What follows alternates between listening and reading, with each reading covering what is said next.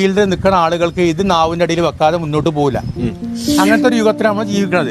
അപ്പൊ ഞാൻ നിങ്ങളെ 3 ആളെയും എന്താണ് പ്രത്യേകമായിട്ട് ഞാൻ നിരീക്ഷിച്ചു വരാറുണ്ട്.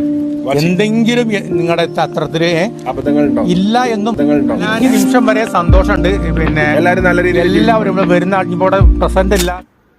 കേട്ടല്ലോ, ഹനാൻഷാന്റെ പിതാവ് അവരുടെ ടീമിനെ വാച്ച് ചെയ്യുന്നുണ്ട്. അതിനുശേഷം ആ പിതാവ് പറയുന്നുണ്ട്, പൊടിയും പുകയും നിറഞ്ഞ ബാഡ് ഗാങ് അല്ല, ലൈംലൈറ്റിൽ തിളങ്ങുന്ന പൊളി ടീമാണ് വരുന്നത്.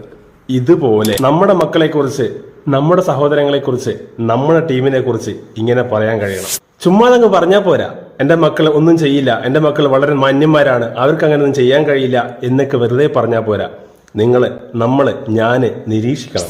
അവരുടെ പ്രൈവസിയിൽ കടന്നു ചെന്ന് അവരെപ്പോഴും സംശയത്തോടെ നോക്കാനല്ല പറയുന്നത്. ജസ്റ്റ് വാച്ച്, എന്നിട്ട് അവരെ ഒന്ന് മനസ്സിലാക്ക്. നമ്മുടെ ഈ നിരീക്ഷണത്തിൽ നമ്മുടെ ചുറ്റുപാടും കൂടെ ഒന്ന് ഉൾപ്പെടുത്തണം.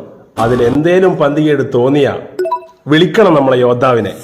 ഒറ്റവരെ ശത്രുക്കളാക്കാനല്ല ഇത്, അവരുടെ കൂടെയുള്ള ശീലത്തെ, ആ ശത്രുവിനെ നശിപ്പിക്കാനാണ് നമ്മൾ ഒറ്റക്കെട്ടായി മുന്നേറേണ്ടത്.